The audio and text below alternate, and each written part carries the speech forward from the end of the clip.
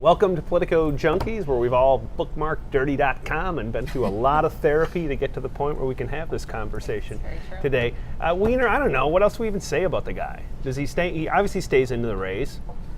He wins, right? Up to the New Yorkers now, right, to see how trustworthy he is. But, you know, it kind of feels weird because this was going on in November, and that's pretty not too far in the rearview mirror, as he says. I feel like people haven't emphasized that enough. I mean, it took place after he resigned from Congress, after he confessed to his wife, after they had gone through therapy, and he's still doing it months before he decides he's going to announce for mayor. The New York Times article, right, comes out in April.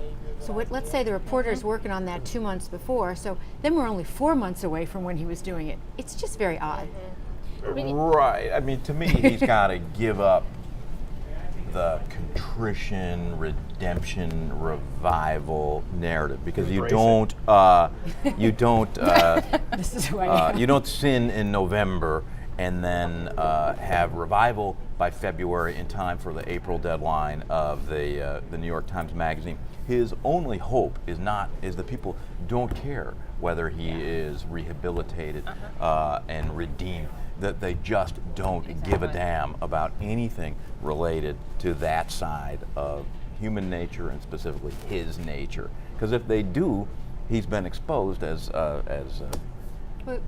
essentially as a fraud. And don't you think they're polling and they're going to watch the polls, and if they're fine, you know, then nothing happens. If he plunges, it's at some point in New York Times writing the editorial, his ability to get to raise money, to keep staff, to not go through any given day without being subject to like the nonstop barrage of this stuff is nil. So you're exactly right. They're probably just like, well, that's what'll happen. Yeah. Stranger stuff has happened.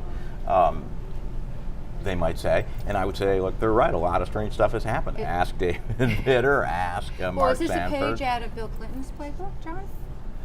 Bill Clinton had something that Anthony Weiner doesn't have, and yes, he's obviously trying to steal the playbook. But Bill Clinton had the office of the presidency, in which he had already established credibility and formed a pretty strong bond with the American people when he tested that bond by saying, "Hey, I need you to forgive this behavior."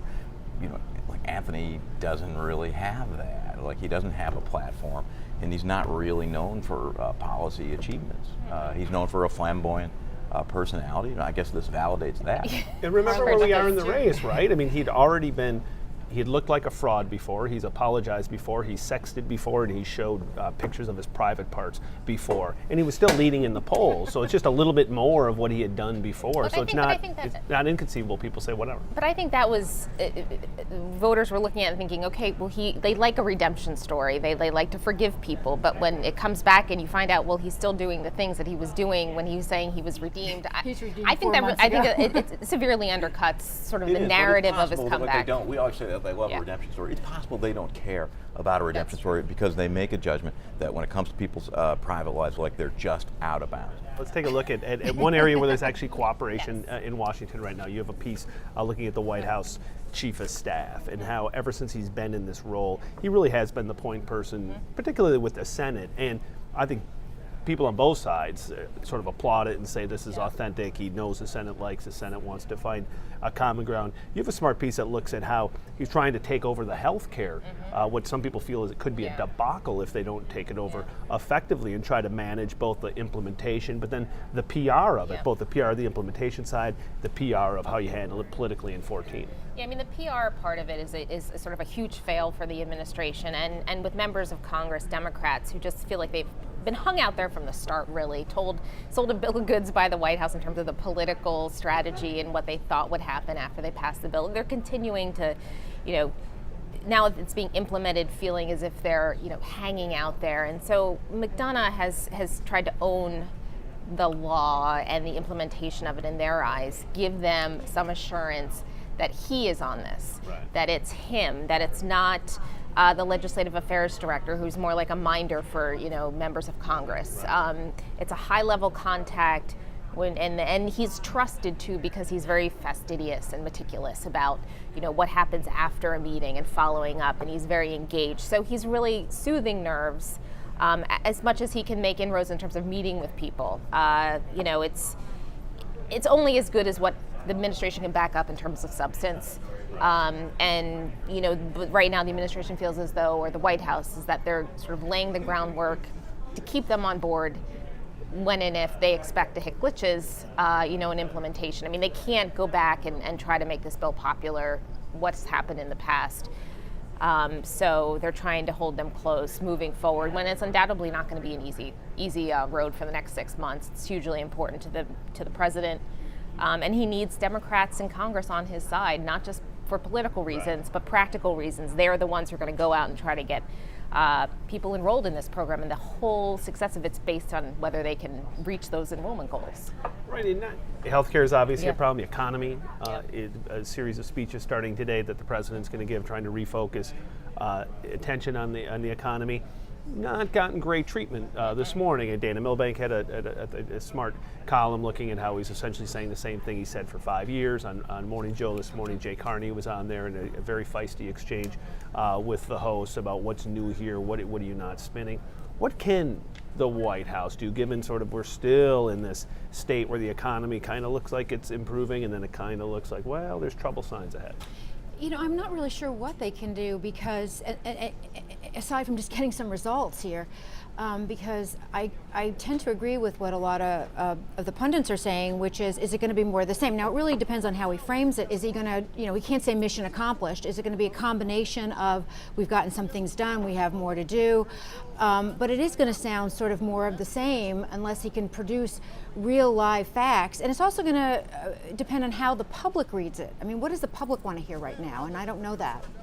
John, at one point there was, and I think it's probably still a live debate, it was a much livelier debate earlier in the year inside the White House about whether or not you try to figure out, like, can you navigate things on Capitol Hill to get a couple of things done? Or do you just pound the living crap out of House Republicans and blame them for everything? It's kind of looking like that might not have been a bad political strategy, given that somebody's going to get blamed for this and nothing can get done. Should they have maybe thought more about the boldly political strategy?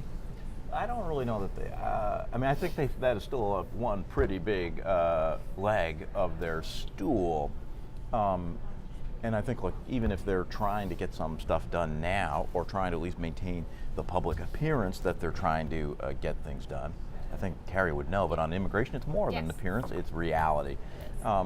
Nothing that they're doing now really precludes them from making that case every bit as aggressively as you described next year. Well, not even next year, it's later this year. Regardless of what happens, they're going to be making that case effectively now. But I don't see how you could make that case for 2 straight years. Ultimately, people would say, well, stop finger pointing and at least try to get something done.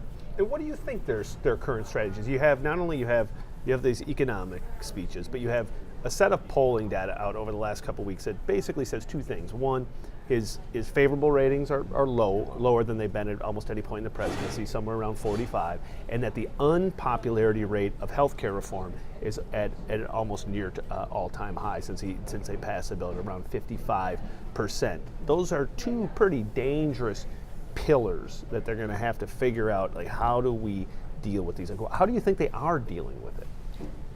I mean, I think this economic roadshow is part of it.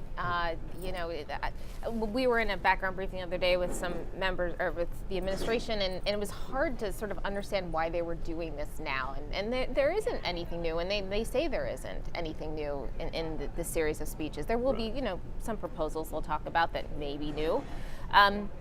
But, he gains traction when he goes on the offensive. The economy is what people care about, so they think they should get him out there and talking about the things that people care about. That's worked in the past. When he's taken a more aggressive stance towards Congress, particularly in the frame of the economy. Right. Especially in the sort of the doldrums of the summer when there's not much else going on, he can sort of seize the media spotlight. Glenn Thrush and I were talking yesterday. He had a good point, which is, look, Obama typically has had terrible summers. Back starting in 2009 when Joe Biden had the pretty ineffective recovery summer. 2010 was dominated by the BP oil spill in the sense that Obama wasn't doing enough. 2011, I think, was another slump in polls and in economic performance.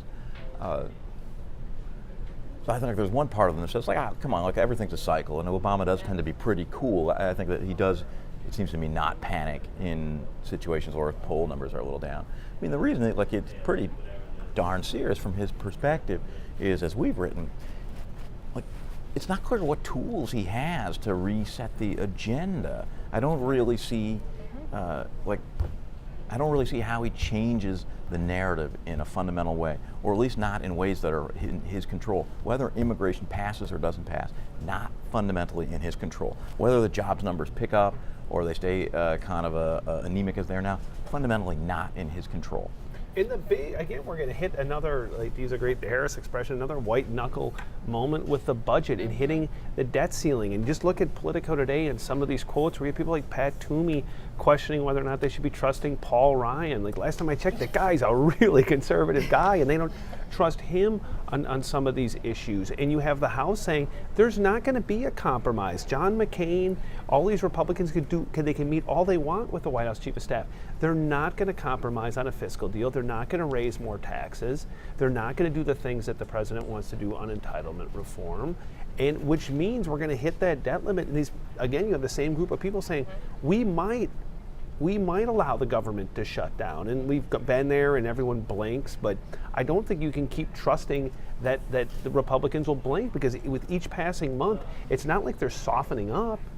They're getting more hardline. They feel they're getting good results back home. Right, and that might be another tactic of Obama's. They really believe that when they take it to the people, they get some response, that Obama is likable, that even though Congress as a whole is polling badly, the Republicans are polling even slightly worse. And, you know, maybe this is part of the strategy to make them look like obstructionists even further. I don't know if it'll work, though. I mean, that's the big piece of this. What he's doing is setting that stage for framing the argument heading into September. It's to, you know, use that megaphone he has to set up the budget fights, because I mean, you're right. It's hard to see. It gets worse every time for these guys, and there's no illusions in the White House about their ability to get a budget compromise.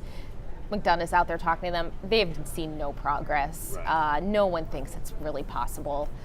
So where does that leave you? It leaves you with a shutdown. It leaves you with a patch. It leaves you with just nothing that sort of gets to the root of the root of the problem. It's one problem has been like that. At least Republicans look at the history. It's true that Obama can inflict pain in presidential election years, but it's not true that he has a demonstrated record of inflicting pain in the midterms, right? Like, they won big with a very similar strategy of obstructionism and blaming Obama in 2010. And look, they obviously think that they can replicate that in 2014, that there's no penalty for inaction.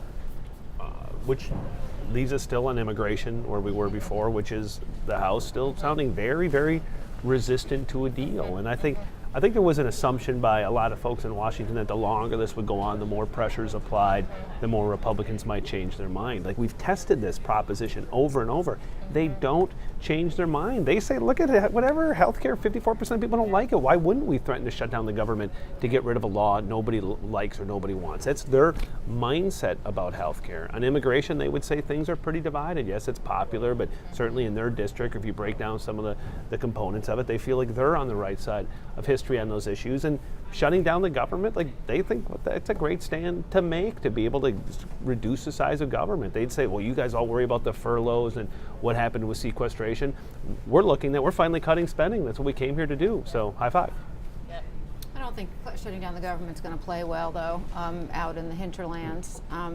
You know, that's definitely shows sort of a huge obstruction, and that the government can't function at all. So Obama might be onto something there. But, you know, on immigration in particular, though, I think the Republicans are going to have to, in the House, figure out some way to meet the Senate on this, because this is a huge, you know, issue for them going into a voting year, I think. On that, we are going to end. Thank you for joining us at Politico Junkies. See you next week.